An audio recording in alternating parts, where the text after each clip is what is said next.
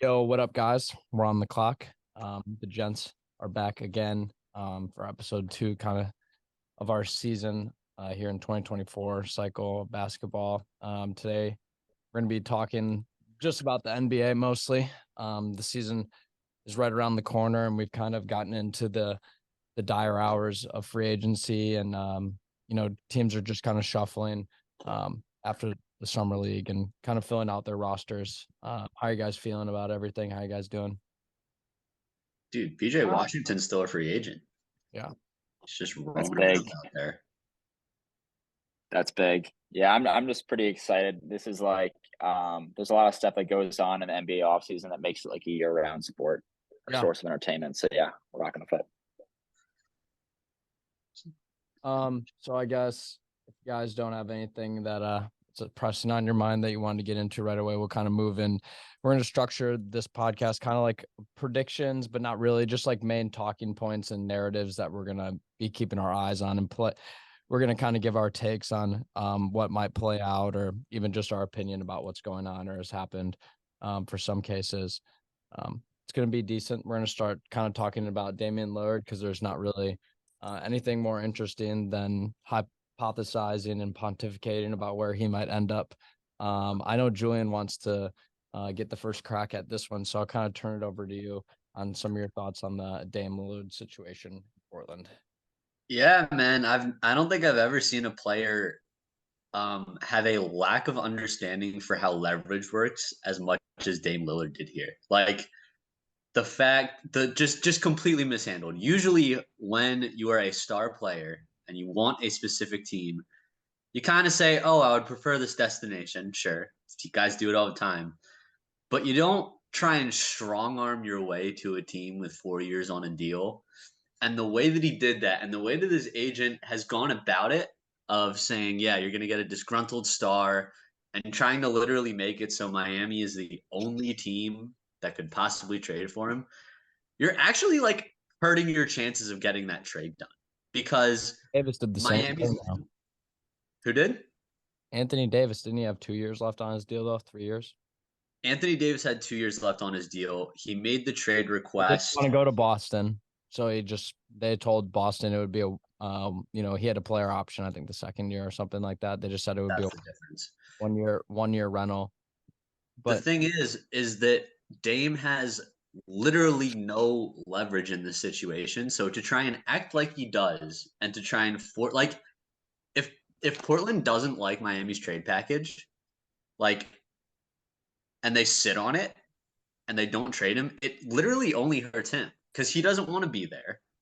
And like, what's he gonna do? Sit out? They're happier if he sits out because it means that like Scoot and Sharp and Simons get the minutes. Like the worst thing that Damian Lillard could do to the Trailblazers in this situation is be a pain in the ass all summer and try and strong arm a trade and then show up to training camp and like be there. Which I don't think he's gonna do because I think he's so bitter about the fact something with Joe Cronin. I don't know, but I just think he's handled it like very poorly. He's limited his options, and by limiting Portland's options, he's making it so much harder for them to complete a trade to the team that he wants to go to. Does waiting longer, like does having Dame Lillard, does Portland having Dame stay on the team for longer open up more trade possibilities? Because I feel like how much player movement is going to go on to make new teams available? Are they just really waiting for the best deal with the available teams that are in conversations? Like it seems like the Clippers and Heat are at the forefront of that, but they also like the Jazz have assets and other teams like OKC has a lot of assets. You know, I mean, here's the thing: is like Dame's 33. He can't afford to wait. So exactly. if like Portland's taking their sweet ass time because they're not going to do the trade with Miami, Dame has to open up his options, or else guess what? He's under contract for 4 years, and until Portland decides to trade him, he's going to be there and he's going to waste away. So it's like it's the ball is in his court to decide. You know what? I would prefer Miami, but I'm going to give you guys the opportunity to get a better deal because you're clearly not going to trade me if that doesn't happen. yeah, I mean, Yeah. it's valid what you're saying. I don't know. I don't dig all the politics stuff like you're kind of getting at. I just prefer guys to just go ball. But um, I think the biggest thing for me is I don't see why the Heat trade isn't good enough for Portland. I guess, or if they want to. I feel like Tyler Hero is pretty overrated. I don't know. I just don't see the value of adding him to your team.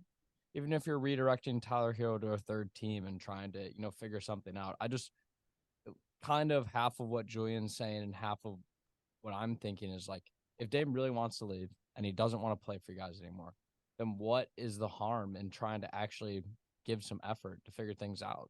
You know what I mean? We just don't really hear about them wanting to move as an organization on from him. And it's very clear that he doesn't want to play for them anymore because he doesn't believe that they're contenders.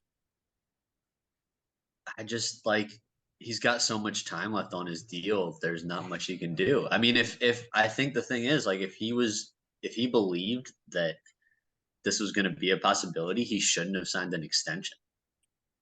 Well, I mean, I think he just thought that they were probably going to be in a better spot than this, where they kind of were in the bottom of the league again. I mean, they're kind of rebuilding in front of him. Yeah, I mean, he's also been injured, which hasn't helped.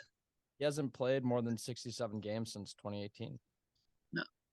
So I don't know. I love his game. He's a clutch player. He the dynamic shooter. I'm sure Quinn can get at some numbers that can give us the value of the gravity of this shooting. A lot of people talk about him all the time. The conversation with Steph is being one of the best movement and pull-up shooters from deep that we've seen in the league.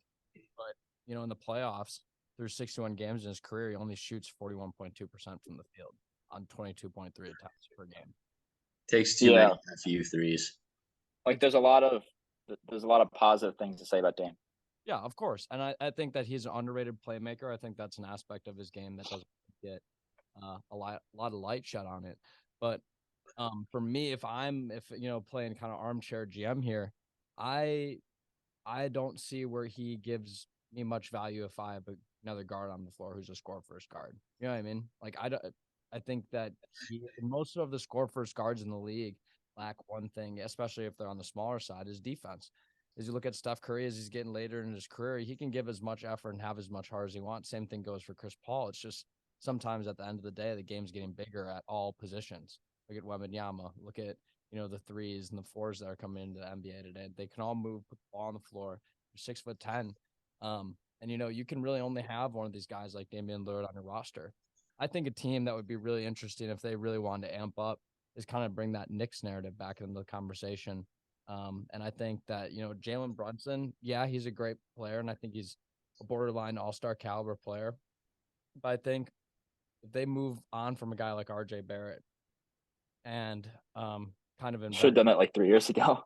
Yeah, but I mean, the reality is it's a disgruntled situation. I was going to pull up the Knicks roster and kind of hypothesize what it looked like, but maybe I can throw a trade together while Quinn kind of goes over, and we can compare like the two possible Quinn what I can drop for the Knicks. Yeah, I want to hear what you come up with that, because as a borderline Knicks fan, having to go through the trenches of the Carmelo era, the ups and downs, I feel like Dame isn't a good fit for that roster right now. I feel like the Knicks are like 4 years away. I would say 3 years away from making a serious push, and that we need to add another piece and probably lose Julius Randle as one of our top 3 ball handlers in important game situations. Julius Randle.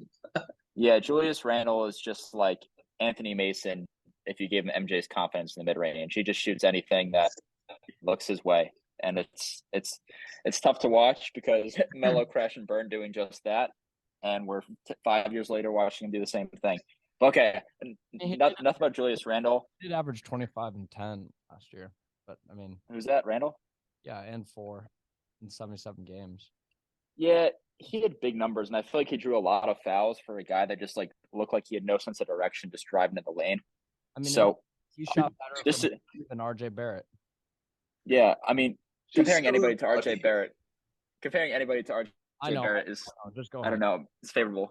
But I'll say about About the Dame thing, last year, despite limited playing time and a weak supporting cast, he ranked as the 14th most valuable player by my metrics. And man, if you really think about it, his peak season in 2020, albeit it was the bubble, so we kind of discount it, he was averaging 30 points per game, 8 assists, 65% true shooting, and 40% from three. The only guy to do that is 2016 Steph. So I think he's an elite company offensively at the tail end of his career. A defensive liability, which is more about his cast. I feel like if you're putting him with a guy like Jimmy Butler or with a guy like Kawhi, it's really going to mask those deficiencies. And I think we'll be able to see him, make a real playoff run for the first time. And yeah, I don't know. I hope he ends up in the right spot, but Julian, you're right. Portland does have all the leverage right now, and despite what we want as fans, we want his loyalty to be rewarded. It doesn't work that way. This is a business, and I guess we'll see what happens. We'll see. After you have your take on the Knicks, maybe we talk about the next trade. Yeah, go ahead and talk about the next trade, and then I'll bring up the next thing to round it out. All right, word. So I guess rounding out our free agency talk. The package would be for, did you say what the package would be from the Heat? I mean, hypothetically, I think it would be like Hero, Rich, Jaquez, Orlando Robinson in Summer League, and 3 to 4 first-round picks for sure. Orlando Robinson was goated in Summer League, so. I mean, I think if they had a young player of Hero's caliber who played a different position, it's more likely that the deal gets done.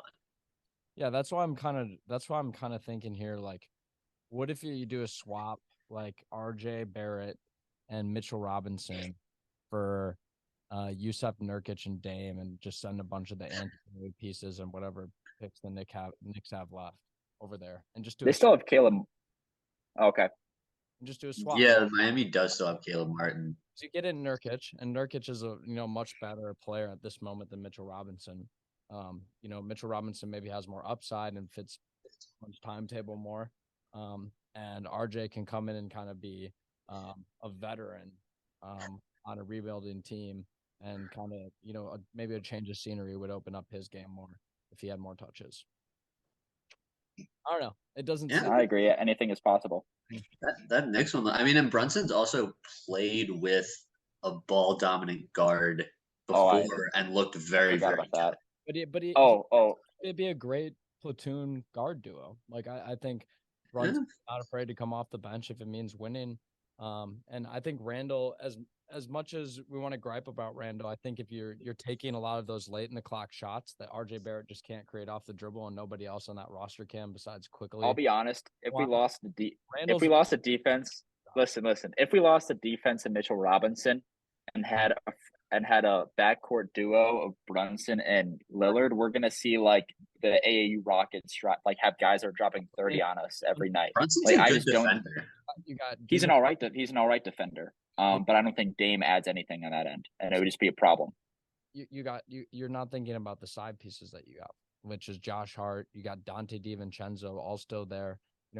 I don't think Portland's going to want either of them, and you're not going to really give it up if you're the Knicks, because Mitchell Robinson's a great piece in my opinion. I think he might have a little bit more value than RJ Barrett, but I don't know. I think it'd just be interesting to think about. Their lineup wouldn't be bad though. Their 7-man rotations. I feel like I see what you mean. I just feel like I'd rather have Brunson grow into his own, considering how he had an amazing season. Maybe one of the candidates for MIP. And he's a guy that we should really build around, I think. Why not? That's one person confident. What was that? Why not throw Damian Lillard on the roster with him? I think it's interesting. Yeah. Why not? And I feel like Lillard will also look good on the Clippers, but I guess we will have to see if it's him or Harden who end up in that situation. Well, the Clippers are at this point, quote unquote, unserious about talks for James Harden. It's just like the Clippers do want. Owen Highland and Kobe Brown, and then what else?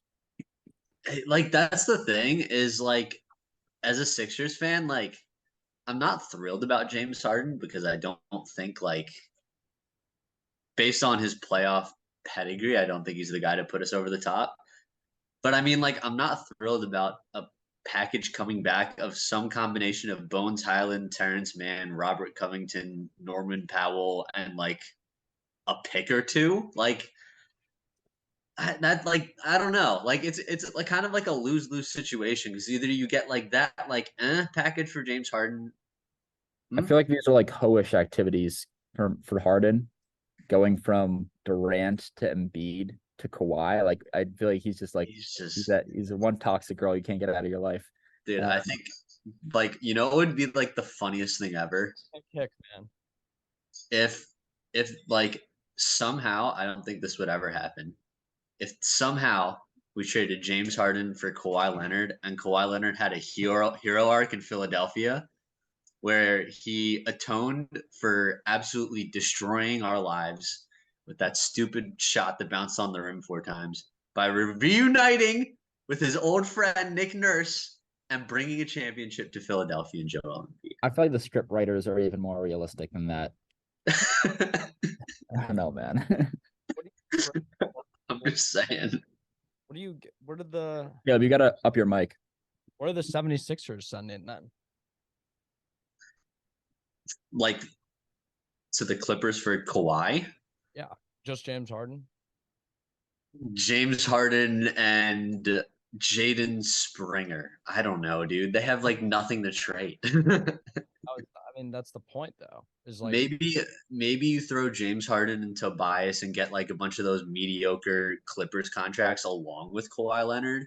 Yeah, I mean that'd be a fun 2K team having Paul George and Harden on one squad. I feel like that just Westbrook. The ball fun for Westbrook, just chilling on the bench, just in cheerleaders uniform, just doing what he's paid for. Be exciting times. Like the thing is the only reason that Harden took the team option in the first place because no one else decided that they wanted to sign him. Oh. We can't hear you too well. Yeah, what? I wasn't saying anything. Oh, okay. But yeah, the Harden thing's just funny to me just because like even the Clippers didn't want to sign him on that salary.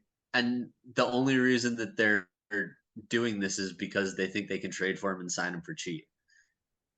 And no one else wants him. Like where is he going to go? Like obviously he requested the Clippers. They're the only team that wants him. You know what I mean? Like who else wants James Harden right now? The Suns? I mean, we're just gonna throw another star on the Phoenix Suns. No, I feel like that just wouldn't make sense. I don't know. I feel like Harden was a little underrated this year. He actually ranked as, you'd be surprised, he was the sixth most valuable player this year because of his pretty much playing with a perfect complement, and Joel Embiid allowed his his efficiency to flourish as a playmaker, which is when he's at his best. But I feel like we saw a lot of inconsistency in the playoffs where he had like these great breakout games, like a historic game 1 versus Boston, where he had what was it, like 45 points? Yeah, he was winner. He played the perfect game, and it wasn't the perfect pitcher, which has been the story of Harden. I don't know if it's a him problem right now. I feel like Embiid's injury may have played a little bit of a role, and just like Doc Rivers being incompetent has always played a role. So I don't know. I don't really have a take on the Harden thing. I don't think he's going anywhere. Yeah, I kind of don't either. I think that this one's all smoke. This one's all smoke and mirrors. Yeah, he didn't want to pull up to Embiid's wedding just so he can club. That was really the crux of it. Like I said, I don't think there's any way that the Clippers can trade for him unless, God forbid, they trade Kawhi Leonard for him. No, that's non-realistic. I know. But there's no way, like there's no other way that the 76ers would take a deal. Like what it's happening, Nicholas Batum, Marcus Morris, contracts, and Kobe Brown and Bowden. Kawhi Leonard is untouchable. That's the trade. Like, who is Terrence Mann? Terrence Mann probably will be in there. Marcus Morris, Norman Powell, Robert Covington, Kobe Brown. Process Robert Covington. Breakouts. Rocco could be in there. What? You want to intro breakouts? Oh, yeah. So this is kind of pivoting a little bit away from the free agency talk and more looking towards, or I guess the trade market, free agency, whatever you want to call it. Drama hour in the NBA, probably. Surprising breakouts. So we kind of did this last year with Urson, where we kind of talked about guys that we thought could make a shout out Urson Demir. But we're kind of talking about guys that could show up next year and make huge improvements. I have the same guy as last year. You know what's funny is last year we all had Sacramento Kings, and you know who finishes the third overall seed? That's funny. I'm just saying. Yeah. We know our stuff on this, boys.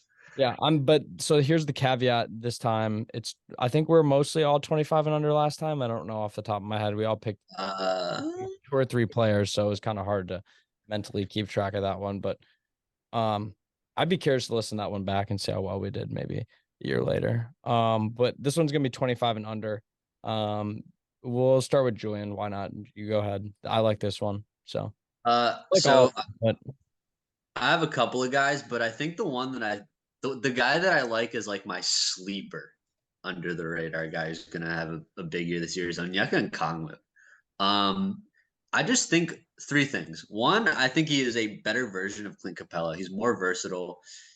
He went 4 for 13 from 3 last year, which isn't saying much, but like he's shot 15% better from the free throw line over the course of his 3 seasons. He went from 63% to 78%, which shows that he's developing on that end. And I think that it seems like Capella's moving on. We saw them dump John Collins for pretty much nothing already as a salary dump. I don't think there's anything that wouldn't suggest they're going to do the same with Clint Capella, which means that Big O is probably going to get a bigger role. And he is a phenomenal, like, I just think he brings more versatility on defense than Capella does. And he is just as potent of a lob threat as Capella was. So I think I think that is slightly contingent on a Capella trade. Because if they don't trade Capella and he's going to be just as good off the bench and kind of put up similar numbers as last year. But I think if he gets a chance to start, we could see a 15 and 10-ish season from Onyeka Okongwu this year. I'd love to see that. That would make me really happy. I love Onyeka. I think you raised some good points. I didn't know about the free throw improvements that he was having, but that's always good to see. Quint, do you want to give one of your plethora of players? Oh yeah, I got a whole list here. We got a returning player from last year's pod. It's Keegan Murray, who I'm still convinced could be the next Kevin Durant. I believe it. I've seen it. I've seen the numbers. Hey, you might be surprised. Not saying he's gonna be, a top 10 player of all time like KD. I'm not saying that, but I'm saying that he has the skill set. But that's what you're saying when you talk about KD. Okay, calm down. Chris Webber, maybe he blends elite shooting splits that are like Peja Stojakovic with the size of Kevin Durant, and he's in a system that rewards pace and space guys like himself. He's entering his second year now. That was his second year last year. Man, I'm expecting him to make a big jump. I feel like he's the healthy version of MPJ that we were all hoping for. And I just see sky as limit for him.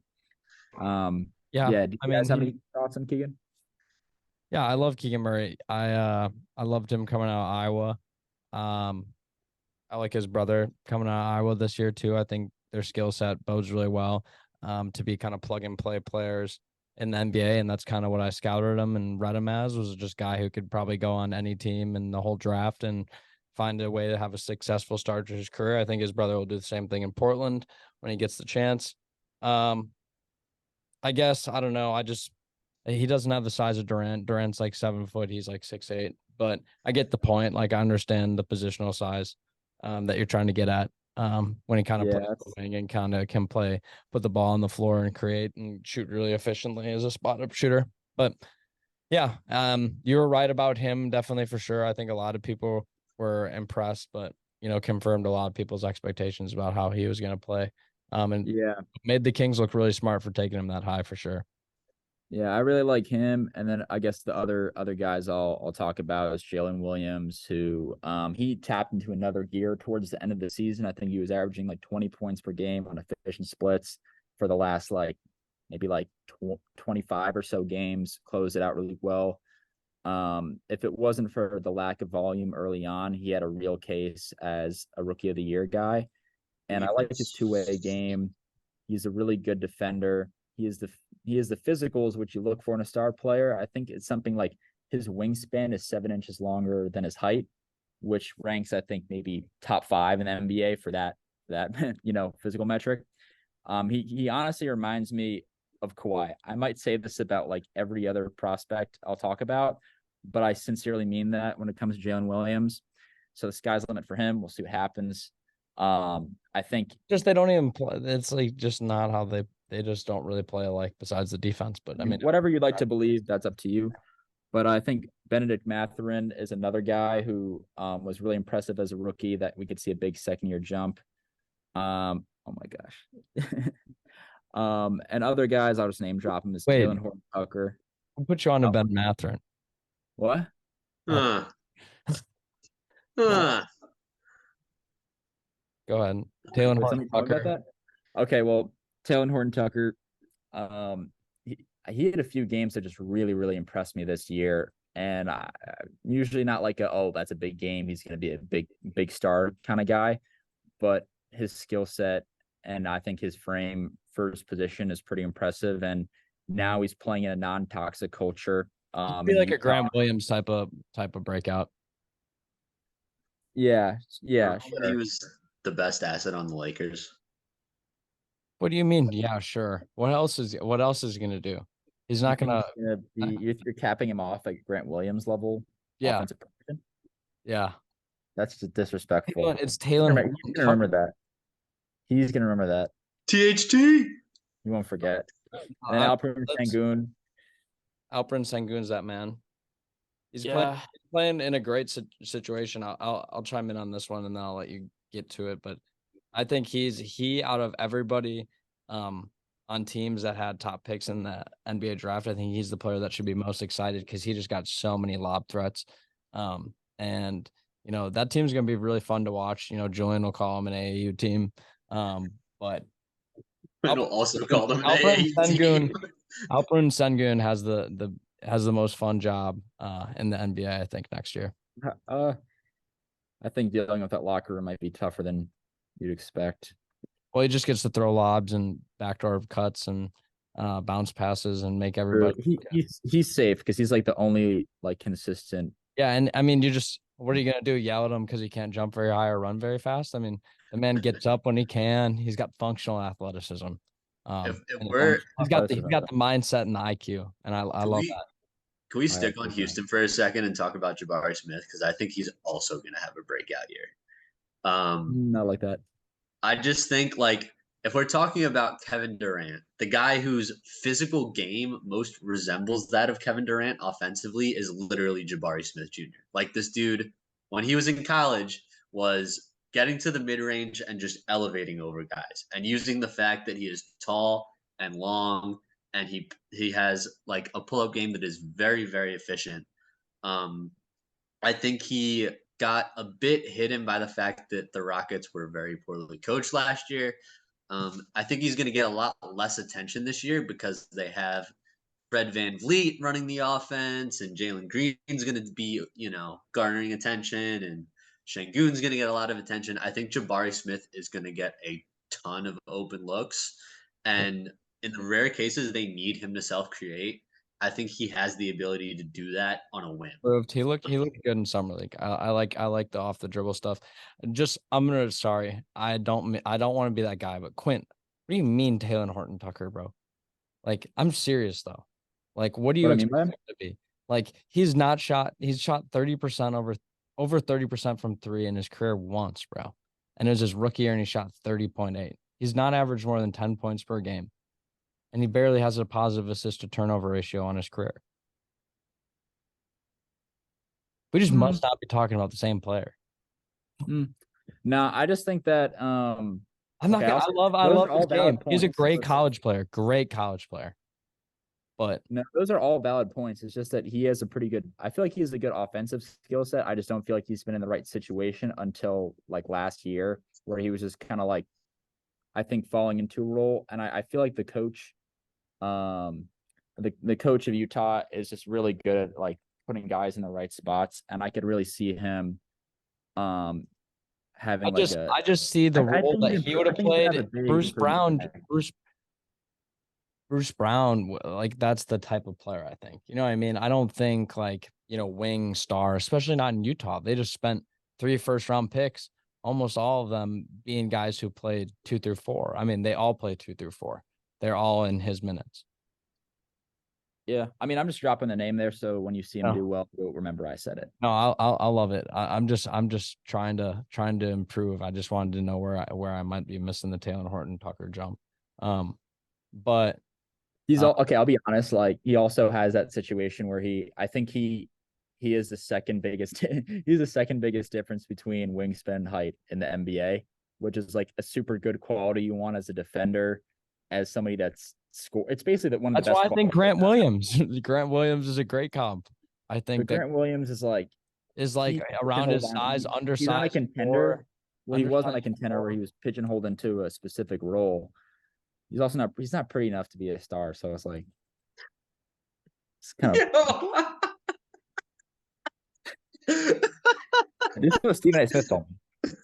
I'm saying it. You just called him a blockhead, bro. Nah. He's cool. He's cool. Listen, he's a high IQ guy. Charlie Brown. No, dude, this is how. All right, Trey Murphy. I was talking about him last year, as a guy who could be just lights out from deep, and he was. Of course. Quint, you got any numbers on Trey Murphy? Kind of talk about his impact. I'm gonna pull up box stats, but I'm curious. Oh, Trey Murphy, yeah. And then I can talk about kind of what I think next year is gonna hold for him. Yeah. I could pull up the whole. He was almost 50, 40, 90 on 14.5 points per game. Win shares of 7.6, which is not bad. I think that's got to be. Where's that on the? I think he had the third highest win shares on the Pelicans. Trey Murphy ranked as my 83rd most valuable player and was. I had him top 100 in our player rankings last year. Yeah, he was 1.2 points per play, which is probably like there may only be 10 players in the NBA who had a higher efficiency as a scorer, ball handler, and all that jazz. 66% true shooting, 41% from 3. Over half of his shots were from distance, which kind of makes him a little one-dimensional, but he's really good at that one dimension. So yeah, I mean, he's one of the best in the world at that one dimension, and the dimension I think he's going to add. He's got underrated athleticism. I think he's got underrated defense. And if he can put together a handle. Yeah, that's the one thing he's I think it's also the rim gravity of a healthy Zion Williamson would open up a lot of opportunities. I mean, have you seen have you seen his dunk highlights from this last year? He was in the dunk contest. Yeah, he was. He lost the long now. He shot 40% from 3 and was in the dunk contest. Can you please find me the other people who have done that? Very few. Exactly. I think he's that dude. And I thought he's that dude coming out of Virginia. I would have taken him top 7 in that draft.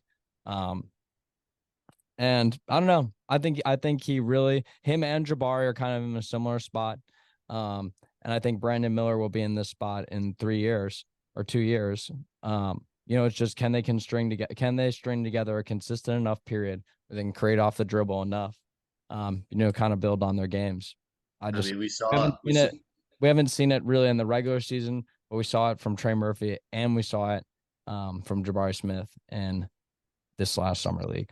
We saw a guy like Desmond Bane add a dribble package to his off the dribble to his shooting game, and look at where he is now. He's the second or third best player on that team, depending on whether you value him. Trey Murphy is also on the USA team. Yeah. So, these are opportunities that we've seen transform players. Devin Booker has never been the same after he was on the USA, the FIBA team. There's all those clips of the workouts with Kyrie, Kevin Durant, Book, and Paul George where they're doing the one-on-one out of the high post thing. It's like 2 dribbles. It's dope. And then I think if Trey Murphy can add that type of one-on-one game to his bag, they kind of get in that environment where you're kind of going dog eat dog to get minutes on an Olympic team or a potential Olympic team. We'll see what it does for his game. No, I like him. He fits that MPJ Keegan Murray archetype of just being a guy that could like who could work as a specialist, as an off-ball guy, but could also, given just he has more confidence than we have. Or like Paul George. I think he's a Paul George guy. I think this is one that his back's not deep enough to be Paul George yet. Later on, Paul George was a late bloomer. Trey Murphy's a late bloomer. I say he's still 23. There's time. Yeah, I mean, so he's got plenty of time. He's got a lot of growth to do before he has the bag of Paul George. No doubt. But I'm just saying that's kind of what you got to aspire to be at that point. I think if he really adds that, I'm serious about the athleticism, dude. He is going if he adds 5 to 10 pounds of muscle over the next 3 years, adds a nice little creation bag, has a step back in his game, can beat guys off the dribble. I don't know. You pair him with Brandon Ingram and Zion. And Herb Jones. Love Herb Jones. They can play. I think the team is super dependent on Zion being back. I feel like he's such a man. I mean, they were kind of trash without him last year. Yeah, I think that we'll have to see how BI plays this year if Zion gets hurt again, because I'll be curious to see if BI is another one of those guys that wants out because he doesn't want to play with somebody who's hurt all the time. You can't lay off the big max. They still have CJ too. Yeah, and I mean, that team should be so much better than CJ's just having the kind of purgatory of the NBA. He went from Portland to now the Pelicans, where it's just kind of really wishy-washy all the time. Yeah. Yeah, that's an L. All right. Rip CJ. Another pivot.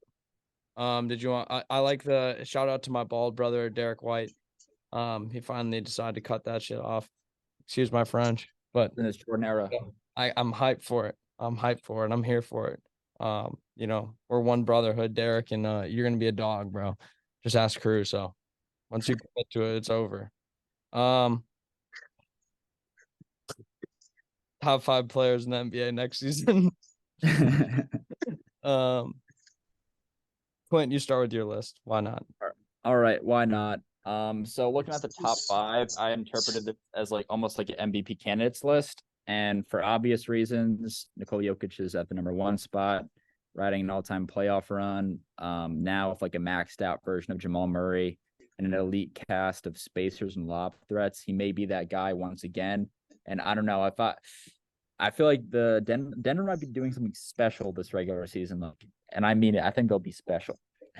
And they'll be special.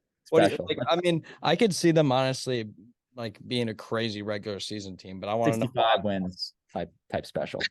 That's blasphemous, dude. In this era of parity, I think they could do it still. Bro, the Suns won 65 games a couple years ago, and it's not. But it's different now. It's different.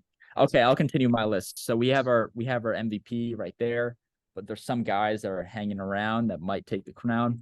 Got Jason Tatum with a new look roster, adding Porzingis, I think is really big for spacing, allows him to operate more, a lot more help. And I feel like he had his first legit All-NBA first team season. He didn't really deserve it the last year before, but now he's really coming into he's an elite player now. He's only 24 years old. I'm going to interrupt right here. 19 actually. Last year, we had a conversation, the 3 of us, about whether Jaylen Brown or Jason Tatum was better on the Celtics. You both said Jaylen Brown. Yeah, I was biased off that finals round. But what else did I say about Jason Tatum? That he's one of those guys who easily in one offseason could turn into a top 5 player in the NBA. He's still a top 5 player in the NBA in my book. And I think that this is the offseason where he cements it. Quentin, you may continue. I think we're just prisoners of the moment because some guys, Tatum had a really tough closing series versus the Warriors, which for some guys it could be enough to beat them down, but because he's young, he has a great team around him, just a good group of guys. I felt like he had he had enough like motivation from that loss to really bounce back and have that big off season. So I feel like he could do something similar this year because of how it ended. I feel like we could see something special in Boston. And obviously we'll have Giannis because he's gonna dunk on you, run, and he'll dunk on you. He's pretty good at those things. Yeah, so he's my third guy. And then hanging around. You're such a Giannis hater. No. So He's good at subtle. running and dunking. I said Giannis dunk. no. I'm just saying what He he's good can at. play make. He's the best defender, arguably, since Tim Duncan. Like, bro. That's okay. I'm gonna pretend I didn't hear that, but What if I told you that? Oh yeah, you're right. Jokic Oh yeah, does you're is- right. Kevin Garnett was just as good as Tim Duncan. Best What if defender. I since told you Kevin that all Garnett. Jokic does is pass and be slow on defense? Would you say that was, a Well, pretty mediocre way of describing him? no, yeah, Jokic sucks. But He passes the ball because he can't get to the rack in time. yeah, he sucks. But Yeah, ACR, my how does other that feel? the borderline guys that I think could cross. He gets tired running up full court. So he's got to pass it before he gets down to the basket. Yeah. I guess to round out my Nah, top he's five, in great shape. I mean, I love Jokic. He's really impressed everybody with the ability to transform his game. No, yeah, he's awesome. But for borderline He's so guys, much more agile than he used to be. It's no, crazy. really, no, really, it's something in the air. He's back to Denver. his like 17-year-old self playing like Euro League. Like I feel like he was heavier then, though. So I No, wouldn't even say I mean, about Nikola Jokic. I don't think I think he's just large and he Yeah. moves. He just moves. he's like got that Luka Doncic. It's that European bulk. You know what I mean? They're built like kayaks. Like, you know what I mean? He's just a bigger version of Luka that just like isn't a diva and doesn't smoke hookah when he should be practicing. Like that's the main difference there. And he could also shoot efficiently at all levels instead of trying to look cool while he shoots. There's a difference. But anyways, our fourth guy is SGA. I think there's a rapidly Alexander. Yeah, you could say it, man. But he's got a great supporting cast now. I think Chet Holmgren is going to be a really big addition. I think a lot of those guys are going to get better this year. Bug, I think Shutterbug. OKC, I feel like they'll be a sleeper pick to be like a top 4 seed. I can see it happening. And then other guys, I'm not sure who it will be between D-Book and Durant. I'm leaning Durant, but I'm sure I'll hear other opinions, and I'm open to that. And I think Curry as well. I think with fresh start for both of those guys, Curry with a healthy Wiggins and improved bench could really do some damage. But I also feel like Durant and his army of veteran minimum guys is going to be pretty special, especially with D-Book having an amazing playoff run. I mean, I guess a lot of people think it's Book's team, and I could see that, but it's like It is Book's I team. don't know, man. And I don't know if AD sees Mr. James, doctor from Germany, a guy with the special pills, he might be really good. And then Doncic with motivation, who knows what he can do? But there's some uncertainty with that, and I don't know. I guess we'll see. Those are my 5. You left out a pretty notable player. It's okay. Oh, okay, I'll say Embiid is like there's so much uncertainty with who's going to be on his team. Like if anybody's going to be a player, in his team, though. It's not about you're not talking about 70. So let me get this straight. but a big part of a big part of how you play is like the guys that help you play your best. He Right? literally than Shea Gilgeous-Alexander, bro. Just objective. Wait. Can I say something here real quick? What did he do last season? Not this past season where he won the MVP. The season where he was robbed by a 6 seed of garbage. Where he should have won the MVP. Who was not playing on his team before James Harden? Like who did he have? The difference between Embiid's team and Jokic's team that year was 3 wins, but you can say the 6th seed because it sounds better. But well, also Jokic didn't have a dude who didn't want to play for half a season and didn't have to deal with that. That's nice, isn't it? bro, his number 1 guy is ACL torn, and then his second guy had That's back injury okay. that might take. I you don't out think to the you're field. understanding the difference between an injury and a literal distraction, bro. Like distraction. The dude literally Leaders cut was through distraction. what? Leaders cut through distraction. They get around the noise. You're right, and that's what he did. Horse Because he racing. dominated. He dominated. Horse racing. I'm like my point. Like my point here is that even without James Harden, with like Tyrese Maxey and Tobias Harris, he dominated that season. I'm just saying. Honestly, it would That be dude, interesting. no doubt about it. Yeah, what would have happened if you just swapped out stingy. Monte Morris? Like Monte Morris and whoever. I don't even know his name. Jamal Murray. Facundo Campazzo. No, it's worse. Facundo Campazzo. Give Doesn't play give anymore. Embiid Jamal Murray, and we'll see what happens. He wins a championship. Exactly. Jamal Murray's the best player on that team. Sorry. No, I'm just playing. I think Jamal Murray might be low key top 15 though. No, I think he's likely to have a big jump. Yeah, he's been great. Jump to what though? My list He's already great. is Well, Giannis. in a regular season, he was borderline he was a borderline all-star in regular season, but I think in like this year's regular season, Murray could be maybe a top 15 player, and better. Which that's big. That's a big difference from last year for a team that was the best team in the conference. Am I supposed to trust your rankings when you have Shea Gilgeous-Alexander ahead of Joel Embiid? Yeah, that's what I'm saying. All right, my list. Giannis Antetokounmpo. I think that, just objectively the most freakish athlete that we have in the league, and can do so many things with the ball in his hands and also on defense. I think he's probably the best defender in the league. Him and Anthony Davis are right up there. But yeah, and I just objectively, I think that he's going to eat Jokic's lunch. He's done it many times. Just his combination of skill and athleticism is game changer. And, often the Bucks winning is dictated on kind of how healthy guys are around him. But, regardless, he's always putting up, 20 and 10. It seems like every night, 20, 10 and 6, 20, 10 and 6, 20, 10 and 6, in 33 minutes. And I think it's just a matter of the Bucks kind of putting it all together, putting together another healthy string of basketball. The last time they were all healthy, they won a championship.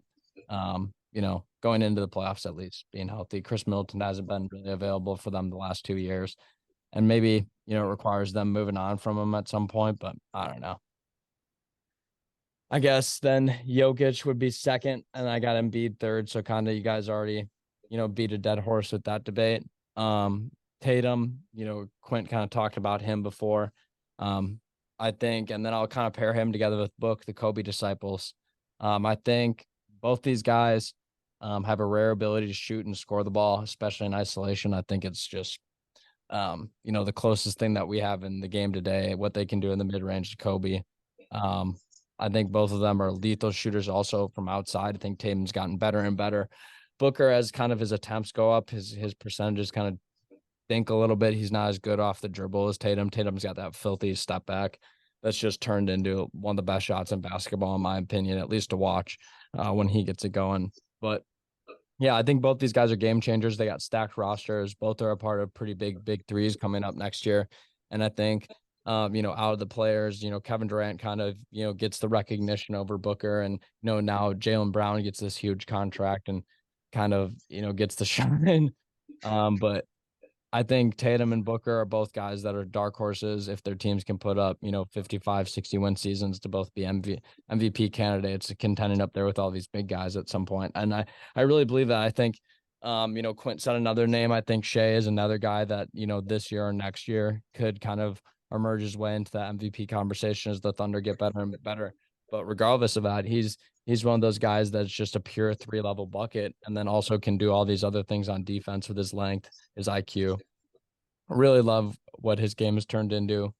Has one of the best bags at getting to the cup in the entire league easily, in my opinion. I think him and Kyrie, I think would go 1 and 2 for me in terms of isolation scoring, dribbling mostly.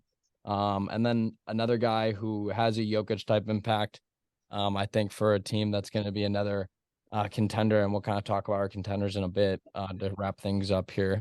But we got to talk about Domantas Sabonis and what he can do to kind of unlock the whole offense for the Sacramento Kings. And I expect him to kind of, Fox is great, and I think he does a great job of, scoring the ball. He's gotten much better at shooting it more consistently to at least be a respectable threat. And then his just quickness and his first step is unbelievable. But I think Sabonis, his ability to find open guys like Keegan Murray, he's really turned him into a great rookie. I mean, as much as Murray's a great player, I think playing with a guy like Sabonis who can pass the ball and rebound, and you have to respect him from mid-range as well as from the 3 at the 5. I mean, yeah, that's all I really got.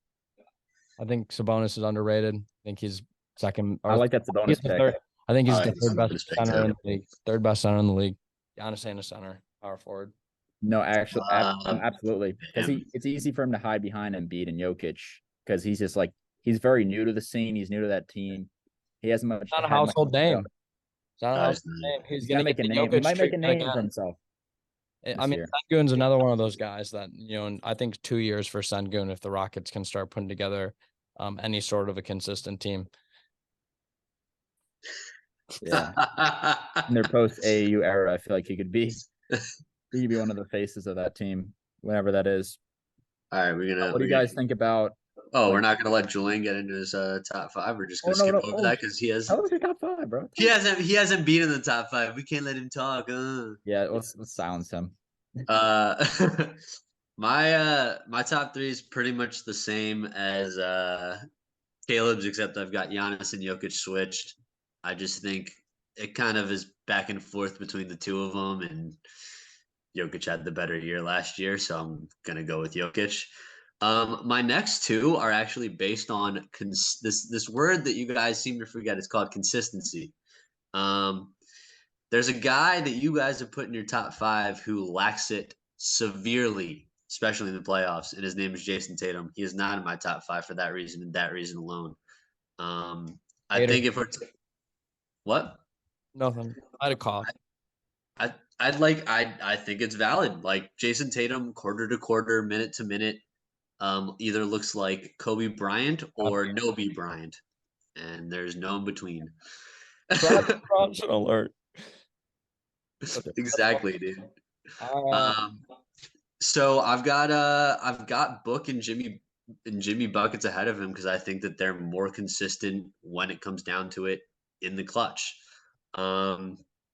Is the guys on my outside are obviously Tatum. I think he's in the top 10. I think he is closing in on that spot of being in the top five. Again, it's like the talent's there. It's like purely consistency because he has games where he looks lights out, where he drops 52 points in a game 7. And he has a game 6 where he looks like he doesn't belong on the court for 3/4. And it takes him a Doc Rivers absolute disaster for him to decide, oh, I'm going to hit a few threes in a row and actually win this game. And there's like no in between. And that's my problem with Jason Tatum right now. I got Luka Doncic in there. I really don't like Jason Tatum, bro. I'm just gonna put that out there. I think You let it marinate. You let it kind of sit with you, and think about how you feel about him. But I'm just telling you, like from outside looking in, guys. I'm a Sixers fan. That's for sure. What do you expect from a Sixers fan? We're a loyal Sixers fan. Loyal. Exactly. But no, like in all seriousness, is what I'm saying invalid? Like, do you not agree that he's completely inconsistent when it comes to the playoffs? No, I mean, I think you're absolutely valid with the fact that he's inconsistent, but I don't think it's to a level that you're making it out to be. I think everybody kind of comes up short. Somebody's got to lose in the playoffs, and I think that he's just had the rough go around, kind of getting around some of these top teams the last couple of years. I mean, I think Miami's stacked, man. That's not even the like. I'm purely talking about like game 6 and game 7 versus the Sixers. Like that is the epitome of Jason Tatum. Like 1 for 12 in the first 3/4, and then he finally gets it to go in the fourth quarter, like with 2 minutes to go, comes up big, and then the 52. Like that's the dichotomy. You know what I mean? Yeah. And the last guy, I mean, Luka's Luka. I think he is a top 10 player in this league. We'll see what happens when he's healthy. And if it actually works with Kyrie, which I don't think it will, but that's kind of a different story. I still think he's very, very talented, bit ball dominant, and that's why Quinn hates him so much. But I'd still the only person who's been able to be that ball dominant and win is LeBron, and I don't think he's just there yet. That's my opinion. No, he's not there yet, but he's still a top 10 player in the league. And I just wanted to mention De'Aaron Fox because I love De'Aaron Fox, and I just love seeing him on a competing team alongside Domantas Sabonis. He's definitely the 1A or the 1B to Sabonis's 1A. Caleb said all the things that I like about Fox already, so I'm not going to say much more. I just love how his game has progressed. Yeah. His defense is just exceptional as well. That's one thing I didn't really highlight a lot, but that's the area that he's just been so consistent on. regardless of the shooting ups and downs. I like that addition. He could definitely be a breakout guy. Let's wrap it up. We're going to talk about the contenders, kind of form a list together, and then we'll end the pod by going through some underrated and overrated additions for each of us. Additions, not additions, but for the offseason. So how many teams are actually contenders going into the season? I think this is an interesting topic to kind of raise up, because I find that there's, a plethora of teams that are contenders, but we're going to kind of debate here in a second, but kind of setting the groundwork. I thought this was an interesting take from Charles Barkley I saw the other day, where he said only the Celtics, the Sixers, the Lakers, and the Nuggets are contenders this year. And two of those teams are questionable. Just a reminder that Charles Barkley is a really interesting guy to take opinions from. But I thought it was just, I was curious because I felt like it was a low number. I feel like there's got to be at least 6 or 7 teams. Above all, that was kind of the thing that stuck out to me, is really it made me think about how many teams are really actually contenders. And we're going to see if we can rank them and see if we actually end up naming more than 4. I kind of want to be pretty exclusive with this list. So, it's going to come down to the fact that, can they win in their conference? What teams what's kind of the history been against some of these other teams, and how can we use that to infer what's going to happen again? Because eventually these teams are all going to have to play each other, especially when they're in the same conference. Like, it's just inevitable. I think at the top we have to start with, I'm always in the believer of saying that the champions, unless the team wasn't healthy, normally gets the top nod spot from me. I'm sure Quint won't disagree, and I don't know if Julian will with the Nuggets. I think it's pretty stupid to say that the defending champions, who still have the 3 best players on their roster, are not contenders. Yeah, last year I had Bucks, but because I had Bucks won last year, but that was because they didn't have Chris Middleton going against the Celtics. So it was like, I was in agreement with that too. They got shot out of the building on the wing, and Chris Middleton's there. They probably don't lose as bad as they did, but I'm assuming Quinn agrees. So we'll move on to number 2. Who are we thinking there? I kind of got the Celtics there in my mind. I think the addition of Kristaps, if it works out, could really have a high swing. Robert Williams is probably going to be available. At least I'm under the impression he's going to be available to start the year. So hopefully you get a full season of Rob Will. What is it? Time Lord. Yeah. I mean, it's the same story as every single year with the Boston Celtics. They have some of the best talent in the NBA. Will they be able to get it done? I think, like, you can, the last 3 or 4 years, you've been able to say they're one of the top 3 or 4 teams in the NBA, just purely like looking at their roster. It's like a matter of, like, can Jason Tatum and Jaylen Brown do it in the playoffs consistently? Yeah. I agree. I think that it's going to come down to whether the Jays can, string together consistent. And I mean, there was flashes from Tatum in their finals run of playmaking. We just didn't get as much of that last year, I think. I think I was really hoping that he made that jump, but it's just too much iso ball for my taste. I'd agree mostly. I'd agree mostly with what you guys said about the Celtics. They're definitely in that top 4, like, contender tier for me. But I'd actually put the Phoenix Suns ahead of them, because I feel like from what we saw in a small sample size towards the end of the year and in that playoffs, they showed me something. They were the only team to tack on 2 losses to the Denver Nuggets, who are probably the most dominant basketball team heading into next year. Built to beat the Nuggets. They got their Jokic stopper, who's Ayton, and then it's just all shooters and offense around him. How much is their depth going to matter in the playoffs? Is my I don't think that's as much of a problem now that they got a lot of guys on veteran minimum. Yeah, Bol was an interesting addition. I think. Did they bring back Terrence Ross? I believe they did. So I like his ability still to stretch the floor. But it's not that, but having the pieces to defend other guys. Nabi was cool. Yeah, one of the best 3-point shooters in ball. Whole league. Or Chuma Metu, right? We got Chuma Metu, not. I'm pretty sure you guys got Metu, yeah. Yeah. I'll say this. I think I wanted to keep Torrey Craig. That's my 2 cents.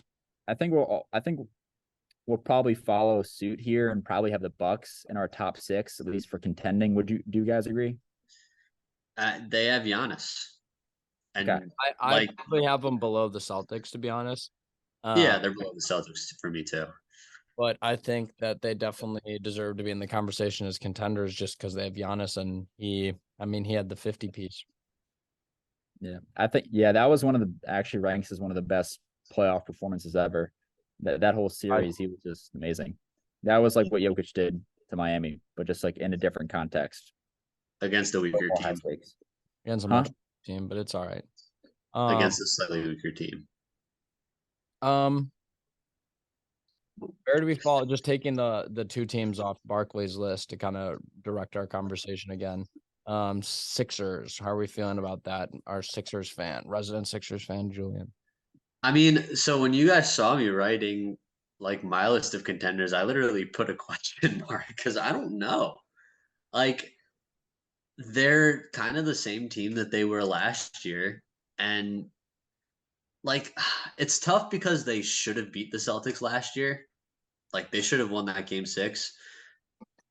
How much is the Nick Nurse effect? I think they're at least like in consideration as contenders, but I think they're like in the lower half of like everything needs to go right contenders, if that makes sense. Yeah, I hear you. That's how I felt about the Suns. Our first year, the year that we made it to the finals. With CP. So that's how I kind of felt. Everything needed to go right. The transition there needed to go right. I think if they are able to hold on to Harden and find some sense of chemistry, next year, I think Maxey and Harden's a dynamic backcourt. Not a ton of defense, but Maxey is gotten better and better. But I think Tobias Harris is again underrated. And I mean, even if they want to move Harris for some more depth, I think that'd be an interesting move. But it sounds like he wants to stay there. I would like my free crumble cookie that I will get if he does stay. Yeah, that'd be fire. So the Sixers question mark. I think that means they're below the Bucks. I think the next team that we have to bring up is the Lakers, which is a hot topic, not the store. Their offseason was really good, dude. Like, who they brought in Jackson Hayes, they brought back Rui, they brought in Gabe Vincent, they brought in a couple of good players in the draft too. Like, yeah, that's love their that's offseason. kind of I think that's the saving grace. And like that team did make the conference finals last year. Yeah, I think that they had, in my opinion, the best offseason in the entire league. I think the Celtics had the second best by getting Kristaps, and just being able to, pay their guys. But I think that the Lakers, addition of Max Lewis, Jonah Chafino, some youth to their bench unit. I think that, youth is obviously going to prove, at least in my opinion, not obviously, but I think the youth is going to prove better than having a guy like Russell Westbrook back there who has his ego and wants to play his way. I think you're going to have a chance to get these guys out there with a player like LeBron James, players like, Anthony Davis, Max Christie should make a big jump. I think their backcourt and wings will be deeper than people expect. I think they'll catch people by surprise. Max Lewis in the open court is going to be filthy. I mean, just catching the lobs from LeBron and back cuts. I mean, it's going to be fun. I think that they'll be a really surprising team. The Jackson Hayes addition was super underrated. I think he just didn't get a lot of or really a great chance. And with the Pelicans, I think they just kind of moved on from him once they got Zion. They kind of viewed him as the same style project. Which rim runner do we want to use? I think it's Zion over Jackson Hayes. But yeah, that's kind of my 2 cents. I think they're an underrated contender.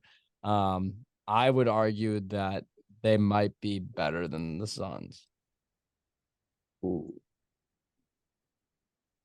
Yeah, I don't know. And I'm a Suns fan.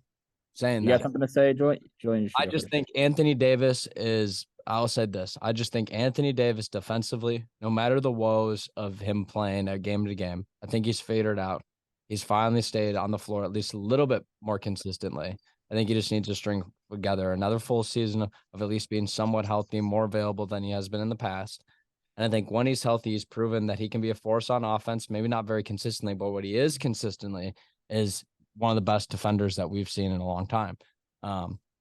So that's my 2 cents. And LeBron's LeBron. No matter how old he gets, he's just going to get a little less athletic, but he's still got the same IQ, the same feel, is able to lead teams to win. And at the end of the day, in the playoffs, that's all that matters. Does not matter what record you came in with.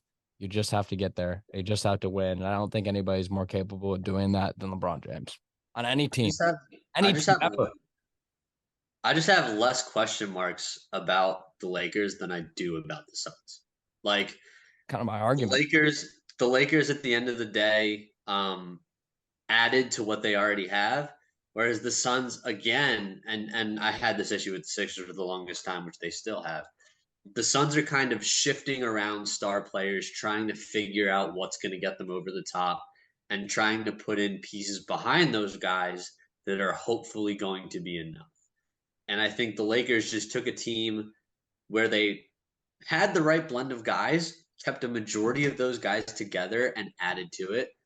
So I don't think it's particularly even a question that I think the Suns are a little bit shakier than the Lakers are. Yeah. Where are you at on this? Suns versus the Lakers. I don't really. Man, I don't know. He doesn't care after you get below the Nuggets. He really Denver Nuggets. That's it. No, I mean, actually, I wasn't even going to mention the Lakers till probably like the 8th or 9th team. So I'll just do my rundown so we're all on equal footing here. So we already got the Nuggets, we got the Celtics, and we got the Suns. It's up for debate in our top 3. And then I have the Bucks, Cavs. You'd be surprised by Heat if they have Damian Lillard. And then I have Cavs on mine. I think Cavs are. I think they're the team that's destined to make a really big move up. They just have. Do you want to hear what kind of time. My pitch was is adding. I have actually the Kings above the Suns. What do we think about that? I'm not there on that. Well, okay, if you're saying the Kings above the Suns, where do you have the Suns in general? Like what number? Like out of the teams? 5. Okay, so the Kings are at 5 and the Suns are what, 6, 7? What? No, I just said that the Suns are at 5. top 5. So you have Kings at 4? I would have the Kings at 4 probably. I could see that them as being like the new age Warriors. Because I don't know. We haven't even mentioned the Warriors yet. Yeah, that was a team that I was thinking would probably be below the Sixers, but I just hate the Chris Paul edition so much. Yeah, I don't like it either. It's just so bad. It's like, get a big man, please. Like, get somebody over 7 foot tall on the roster that knows how to play pick and roll defense. Like, good night. That's all I have to say. Yeah. I'll just give my little summation of this. Is I think the Clippers and Lakers are very much in the same boat. Kawhi and AD, which I would argue are the 2 best players in those teams. It's a health issue for them, which raises a lot of questions. The Sixers, they have last year's MVP, but their second best player, who was very key to what they did in the regular season, it's unclear what he's going to do. Even though if he stays on the team, there still might be a little bit of a chemistry issue. I guess we'll see. And for the Golden State Warriors, I'm not more confident in them than I would say those 3 teams. I would say be very marginal if anything, but I really feel like if they're going into this season with like the same sort of weapons as last year, like, which they are in a way, you know, they really only added Chris Paul. I feel like what I think is the Warriors would have made an extra front office move if they felt unprepared with their supporting cast guys. And I feel like Kuminga taking a big jump and Moody taking a big jump in the second unit is really what was necessary. And I think getting Jordan Poole out of the locker room was pretty big. I think that they've got a good shot. I don't know. I can't get behind the Clippers, man. I can't. And I think the issue, like, we say the same thing every single season about their health, and they're never healthy. Like, the one year that Paul George and Kawhi were healthy, they made the conference finals, and I get that. But like every single year, one of the 2 of them gets injured, and like I just until like it's just like the norm at this point. I mean, how much are we really gonna bank? Because let's be honest, if those 2 guys both aren't healthy, or sorry, if one of those 2 guys isn't healthy, Clippers don't go anywhere. They've proved it every year. So how much are we really going to expect 2 guys who have had injury issues consistently for the last 10-ish years to both be healthy for an 82-game season and an entire playoff run. I just don't see it. No, I understand that's a big concern. That's always been the issues with like Kawhi Leonard is a guy that I'd probably put my top 30 all time, but he could have been a top 15, a Kevin Durant level player if he just stayed healthy for top 2017, 2021, and 2023 runs. You had Jokic number 3 all time, and you had Kawhi top 7. This is what happened. We can run the draft back. We can play it for the people. We have it recorded and it's posted. It's public information. I mean, that's not true, but go for it. No, it's okay. No, it's okay. I get your point though. He's kind of his inability to be healthy and stay on the floor has inhibited his ability also to become, a top 3 player in the league, considered for that conversation consistently. You basically can't even put him in an MVP conversation because he's not going to qualify for any of the league's averages. So it's like he's not going to qualify for all-star team or all NBA teams. So it's just like, if he's going to come for the playoffs and, play, 6 games or, 13 games and just lose, what good is he at this point? You know what I mean? I think Paul George has got a little bit more value, and I'd be curious to see where they go over the next 2 years. That's why I think Kawhi for James Harden makes sense, baby. I think Kawhi is definitely the guy out of this too that's been overhyped a bit. I mean, I think the Raptors run is what made Kawhi, that guy. Well, I mean, he was great with the Spurs, but I mean, the reality is Nick Nurse built a system entirely based around him on offense, and he was able to play with a collection of great players. I mean, the supporting cast on that team is underrated all the time.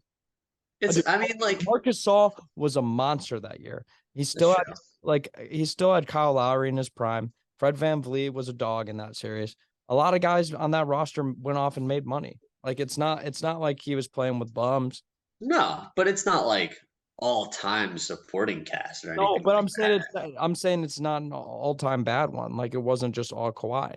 He gets the credit for it, yes, because he won MVP, the finals. But I think it's played up more because he made that one shot. Like people make it out to be like here's that whole thing. I was more of a Bucks fan then than I definitely am now. And I mean, that was the series against the Bucks that year against Toronto was the series I gave up on. I was just straight up like done with being a Bucks fan because I watched them run the same offense over and over again into a wall of defenders. And I think that was scheme. It wasn't all Kawhi, but I mean, I just think at this point in his career, after that leg injury, he's never been the same. Never been the same in terms of he can still shoot it, but I mean, we see Chris Paul can still shoot at this age. It's just like in the live ball, like fast-paced era, I just don't know where there's time for a guy who plays 45 games and then comes in the playoffs and just doesn't fit the pace of play anymore and the style of play as much. He's not like a consistent knockdown 3-point shooter. I think Paul George is the guy to build around there. But I think they're still contenders. I don't know. Where do you have them at, Quint? The Clippers? Yeah, like 8. I'd probably put them at the 8-9 spot because mind you, it's like if we're counting it down, like not splitting them by conferences, if we're saying that they're like the 8th or 9th best team, they're like a 4th or 5th seed, which is still pretty high. Yeah, that's valid. And I don't even know if I have them as contenders though. I'll say this is historically speaking, teams that are top 5 in SRS, it's basically just like team plus minus, like those teams are basically 95% of finals appearances or top 5 in one of the 2 stats or top 5 in that stat. And like, so it really takes you being a top 5 team during the regular season for you to be a legit contender. It's very rare that it's not the case where it'd be like the Rockets with Hakeem or like the Dirk, Mavs. Like it's very rare that will happen. But I feel the 2022 Miami Heat. I mean, yeah, exactly. I think we're in an era. Yeah, exactly. We're in an era of rare parity, where I feel like it's really anybody's game. But there are some guys at the top, like you got to respect the ones with the superstars, which is it's really just, we're debating how good these superstars are through the lens of their team and like their supporting cast in a lot of ways. So curious to see how this all goes. Yeah, I think the Cavs. The Cavs are the one team that I think could make the biggest leap out of all these teams we talked about. I mean, maybe, but what do they have that's that different from last year? I think they just have another year altogether. I guess. I mean, I think like they kind of got exposed for being a little bit soft last year in the playoffs I because just think let's that be they're honest, young. like yes, I mean New York was a younger team too. Like New York doesn't have that many stars that well, all right, let me put it this They had a way. rookie head coach as well, and just I mean, it was big for Knicks fans to be in the playoff. JB Bickerstaff's not a rookie head coach. I feel like he's not. He hasn't been around for that long, has he? JB Bickerstaff was coaching the Nuggets, dude. Not the Nuggets, the Rockets. Hmm. He was coaching the Rockets with James Harden back in I want to say 2015, 2016. I thought that was D'Antoni. No, it was bigger. D'Antoni did too, but Oh, he was after D'Antoni the got first fired, they went time. Bickerstaff. Oh, he was the first time head coach with the Cavs in 2020. So it's been 3 years of him, and Yeah, that's I mean, ever sniff of the playoffs. Head coach. like Head coach. my point more being is that like Donovan Mitchell, out of everyone in that playoff series, had Grizzlies coach before Taylor Jenkins. yeah. Anyway, my point being, like Donovan Mitchell had the most playoff experience, success, and that's it, just those two. Out of literally anyone in that series, and they lost to a weaker team. Yeah, they did. I mean, like I said, I just think they're another year being all together. I've never been a big believer in Donovan Mitchell, to be honest. I think he's a great player, but I kind of have the same perspective on him as I have a guy on like Damian Lillard. I'm just not a big fan of 6'5" and under shot creators. It's just not my cup of tea. But I think Darius Garland's one of the most underrated point guards in the league. I think Mobley's going to get better and better. Jared Allen, I mean, we'll have to see where he kind of fits in a year or two. I think He is what he is. he's a great, rim pressure big on offense. It gives you vertical spacing, but on defense, I mean, he's just not the level of defender that Mobley is. Maybe around the rim right now, he's about a shot blocker, but it's just strictly a strength issue. Mobley is going to be a monster. No, I agree. I like the Cavs this year. I feel like we're going to see them play. I don't know. I just got a lot of confidence in them because I feel like they're a great two-way team, which is just something I've always valued. That's And true. they've got like a good group of guys that are all roughly the same age. And now they added Max Strus, who I feel like is that guy that they needed to space the floor and open up things for the guys in the middle. And I'll leave it with that. I think that the NBA, there's a lot of parity right now, and I'm really excited to keep doing podcasts like this. I actually got a dip because the library is kicking me out, but thanks for having me on. Yeah, we'll be back next week with you, Clint. We enjoy and we'll wrap it up here. Appreciate Yes, your sir. time. Take it easy, fellas. Yep. Dude, we didn't but like we didn't even get to teams like the Heat, the Hawks, the Grizzlies, who are all like very good teams who like are maybe a trade or two away from being contenders, you know? Like I think that speaks to how good the NBA is right now. But like I like the teams that we put as contenders.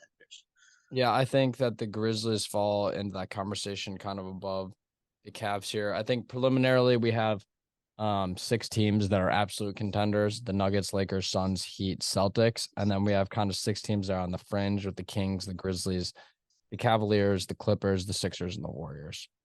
Yeah, I Some can buy that. outside teams looking in, I'm always going to shout out the Thunder. They could turn up at any point with all those draft picks. They could make a huge trade. But they also just have incredible young talent and they're stacked. If the league had to be 23 and under, they would whoop everybody.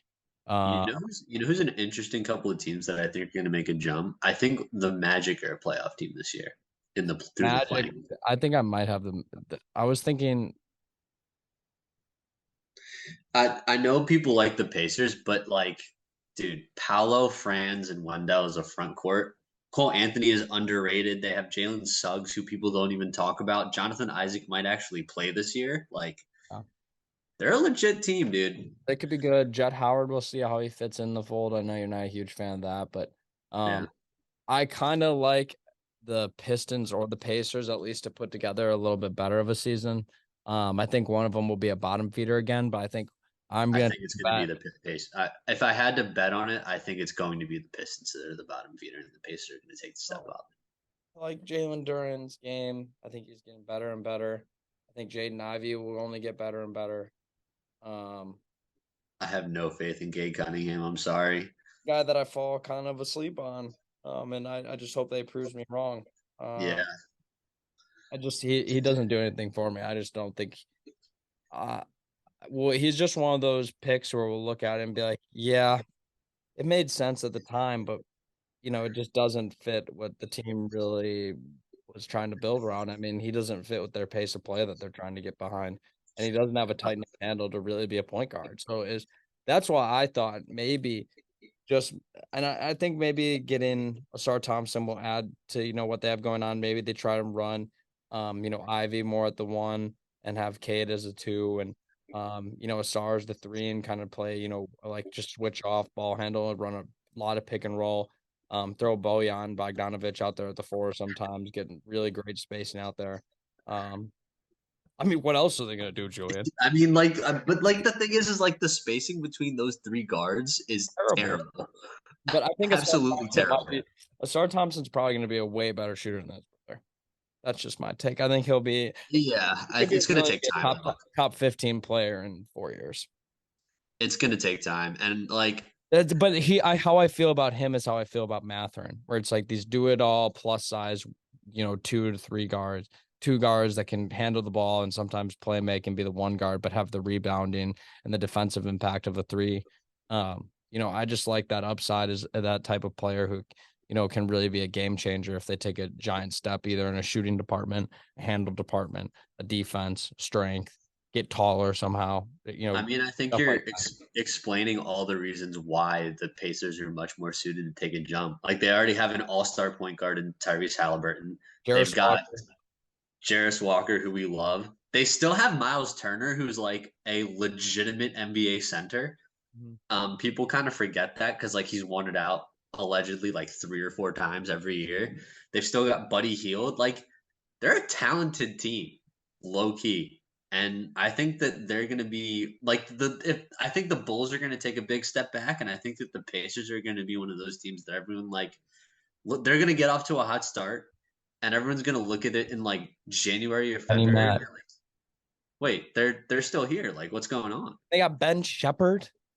True. Ben Shepherd. They got Andrew Nembhard still. Yeah, he's an underrated backup point guard going into next year.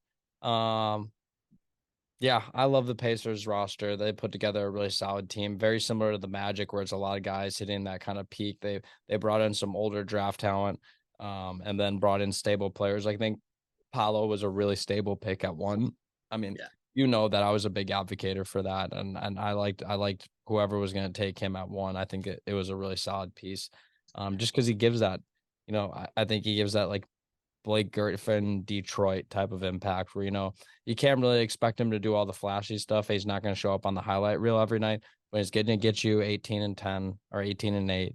He's going to share the ball. He'll give you a post touch. He'll give you a mid-range touch. He'll hit a spot up 3. He'll get a backdoor cut for a lob, whatever. He'll do all the little things for you as well. So I like them. I think that both the Magic and the Pacers could be sleepers. Let's talk about our underrated and overrated additions, and then we'll get how to hear because we share overrated. I'll let you go underrated, and I agree with this one a lot. So for underrated, I still can't get over this. NBA Twitter doesn't talk about it. No one talks about it. Guys, the Utah Jazz traded Rudy Gay and a 2nd-round pick for John Collins. How just put it out there that the Jazz could be contenders next year. I mean, that roster contend for playoffs. Absolutely. I mean, if Keontae George has a Ben Mathurin kind of rookie season, I mean, they've got Colin Sexton, a legitimate big who was disgustingly good last year in Walker Kessler, all-star Lauri Markkanen, John Collins. I mean, the lineups that they can throw out there and the type of size that they can put on the floor. I'm intrigued by, some small ball lineups or big ball lineups, basically, that they can throw together by having, Keontae George, You can run Larry Markkinen basically at the shooting guard, have Taylor Hendricks out there, John Collins and Walker Kessler. I mean, maybe the floor spacing is a little whack, but I mean, defensively, the lineups that they can throw out there are crazy. And then you can kind of mix and match in your smaller guards, and get high pace guys in there. But I mean, the thing Taylor is, Hendricks was a great pick for what they have going on. phenomenal pick. And the thing is like we've seen Laurie play in 777-foot lineups before in Cleveland, and he looked phenomenal. Like it's the reason that they were able to flip him in that trade for Donovan Mitchell is because Laurie looked so good. He was almost expendable because they decided they were just going to play the two bigs. But I mean, Collins is not a terrible 3-point shooter, and Laurie can generate his own shot. The only guy who can't shoot in the lineup you're talking about is Walker Kessler, and you're fine with that. Look like he can shoot. He is. I mean, he's shown potential of it, and you're fine with that because he runs to the rim and he blocks 2 to 3 shots a game. Like it's and Danny Ainge is doing his Danny Ainge thing where he fleeces teams and gets a ton of draft picks and drafts really well and like rebuilds a team. Yep. I mean, everything you said is correct. I think that Utah was sneaky with it all offseason. Yeah. I mean, yeah, Collins really just needed to change the scenery, I think. He's been like on the trade block for like 2 years. So I don't like I think it's literally just a salary thing. I don't think it's a talent thing. no, I think he's a great player. He just didn't fit with what they wanted to do. No. Too many cooks in the kitchen, I think. Sneakily, Kristaps and Jordan Poole for me as underrated. Jordan Poole just based off of the value again. Like you traded Chris Paul, and I can't remember what the pieces they got from the Suns or whatever. What did Phoenix add besides? I think it was just Chris Paul, and Phoenix got to dump the contract. Yeah. They got Bradley Beal, obviously. But it was just basically straight up Bradley Beal for Chris Paul, and then the Wizards fleeced the Warriors and got Patrick Baldwin Jr., Jordan Poole, Ryan Rollins. And even any picks is crazy when you get a player like Jordan Poole, and then you get 2 guys that were capable of being, the top 20 picks if you run it back. But I mean, Ryan Rollins hasn't looked too great, but Patrick Baldwin Jr. looks like he could be a guy that can provide spacing and has good positional size, all things that, I like. Yeah, I mean, they took From advantage Wisconsin. of the They took advantage Wisconsin. of They took advantage of Draymond Green punching Jordan Poole in the face and used it to their advantage. Pat Baldwin, I agree. Like, I think we all thought he was going to be a really good fit in Golden State, and then they just didn't play him. And like all 3 of those guys are going to get so many opportunities. Like the Wizards are tanking. They are. And so all the young guys, like we're going to see Denny Avdia get opportunities and Corey Kispert, and Jordan Poole is going to be on the ball a ton. And I love it. Like he's probably going to average near 30 a game. Dude, he's going to average. I wouldn't be surprised if he somehow takes him to the 10 seed just on his own. Just because why not? Will be garbage. They took Bilal Coulibaly. He's a good player. He's a great player, but that's a rebuilding type of pick. It is. Major tanking type of pick. It is. But they have like a lot of. I'll be surprised how many games. Bilal? No, how many games does Jordan Poole play? Like, I think it's under 70. I was gonna say over under is 60, but I think he'll qualify for the league. I think he'll tell. I want to qualify for all the league scoring categories, and then I'll sit down for the rest of the year. That would not surprise me in the slightest if he plays the first 70 games and sits out the last 12 when they're 13. He is going to play like Colin Sexton did on Alabama when they only had 4 guys on the floor. Yeah, he really is, dude. I mean, who else is going to shoot the ball on that team? Denny Avdia? Are you kidding me? Yeah, they got Kuz, bro. Don't hate on Kyle Kuzma and Corey Kispert. Kuzma's going to shoot about 20 times. Jordan Poole's going to shoot about 30 times a game. Yeah, I was going to say, they're going to average like 20 points each a game on a combined 50 I'm to 60 honestly here shots. for it. I have no problem with it. Do your thing, man. No, it'll be a fun season. I think both of them play under 65 games, and they win maybe 25 games. Max. That's being generous. I cap it 20. Yeah, well, overrated. I think we have to say Chris Paul kind of flipping to the other side of that deal. I mean, giving up Jordan Poole to get back almost a 40-year-old backup point guard at this point in his career. Can't play any defense, provides no value whatsoever on one end of the floor, and then it's too slow and doesn't have a high enough vertical to do the things that he wants to do on the other end anymore. So I don't see what the value is. I honestly don't quite understand why they decided of all players to go get Chris Paul when their clear need is for size. Like, gee, we have Steph Curry and Klay Thompson and Moses Moody and Jonathan Kuminga, who are all 6 foot, 3 to 6'7". Why not just trade for Kristaps Porzingis? They should have, honestly. That might have been a good idea. Why not trade Jordan Poole for Kristaps Porzingis? You guys got fleeced by the Suns. No reason. If they were gonna